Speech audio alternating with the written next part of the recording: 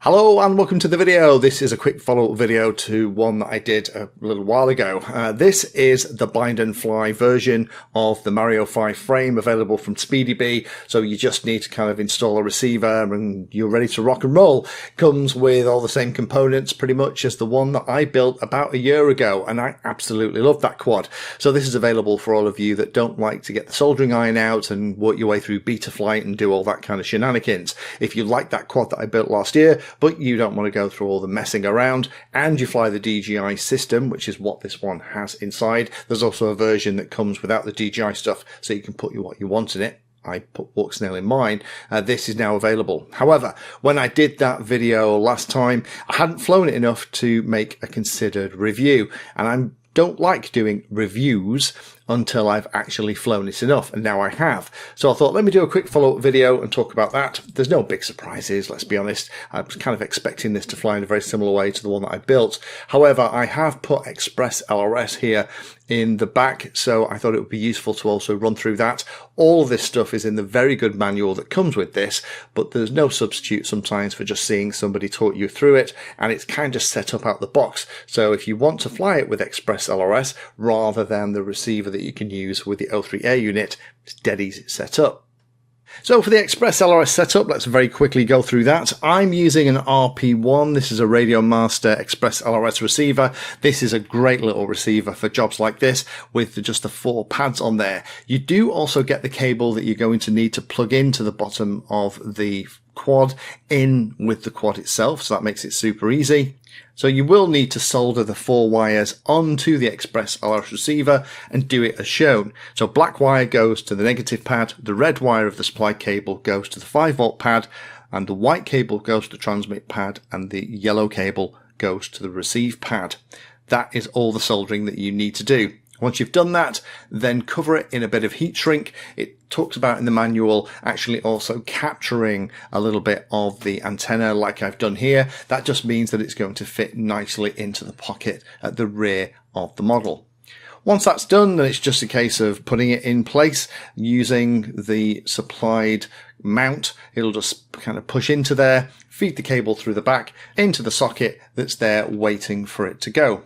Once you've done that, then the settings in beta flight actually came on mine all defaultly set up. But what you need to do is just double check that UART2 is set as a serial receiver. That's the default. And also in the receiver tab, set up that the serial receiver provider is CRSF. Once you've done that, then everything will burst into life. You can just bind as normal and away you go. In terms of flying, what's it like? Well, surprise, surprise, it flies incredibly well. I wouldn't expect anything else. The one that I built a year ago flies in a very similar way. However, I built that one around 4S, and this one by default is set up around 6S. I'm flying mine with a 1400 mAh 6S pack, and I'm only getting about 4.5 minutes of the kind of flying that you can see here in this footage. This is me kind of following my friend around on a flying day. This is very typical of the kind of flying that we tend to do. He is flying one of his little Dart 250s. That's actually flying with walk snail in the nose. And I'm following him around with my quad. GPS lock is pretty fast, even from a cold start, so you don't have to worry too much about the O3A unit getting too hot. It is also mounted inside the extra large metal heatsink, so that helps soak up some of the heat while it's sat while you're waiting to get ready. Hover throttle is only about a 1/3 throttle. Usually when models like this are built for out and out ripping performance, you kind of see them hovering about a 1/4 throttle. This is more like a 1/3 throttle, which is kind of what I got out of my 4S setup. So it isn't set up to be an absolute ripper. It's really designed to be an all-rounder, which for the kind of flying that we're looking at here is absolutely perfect. Noise levels are as expected, with higher throttle levels giving a little bit noise, but once it's a couple of 100 yards away, it's going to get hard to hear if you're just flying it around. But overall, this is just a great quad to fly. It's one of those that you just plug it in, it just works, it just flies great, it just lands great. It's one of those quads that is just like a faithful little dog that will always love you, follow you around, and do whatever you say. This gives you that kind of feeling, and it absolutely does remind me of the one that I built about a year ago. These components from Speedybee go together so well and build out such a nice multi-purpose quad like this. So there you have it. No big surprises. It flies absolutely fantastically. It's going to. There is no real reason, I think, unfortunately, with this to go to 6S. You could probably get away with flying it on 4S as well if you really wanted to.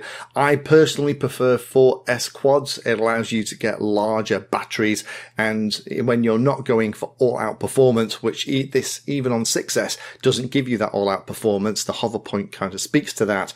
But in terms of an all-round, just very, very nice quad to fly, this absolutely ticks the boxes. The other benefit, of course, is that because it's all Speedybee stuff, if you need to buy a replacement frame, flight controller, ESC, whatever it is, the replacement parts aren't going to cost you a fortune because this is Speedybee stuff. The frame, the whole frame itself, is under £40, $40. So don't forget, if you want to build one of these, you absolutely can. Put up links down below to the two that are available like this that are bind and fly if you don't want to be bothered building your own. Thank you for watching my video. Check out the playlist, and adding Painless 360 to your search terms will help you find my content. If you haven't done so already, please hit the like and subscribe button. It helps a lot. You can support the time I spend here answering questions and helping others by using the links in the video description.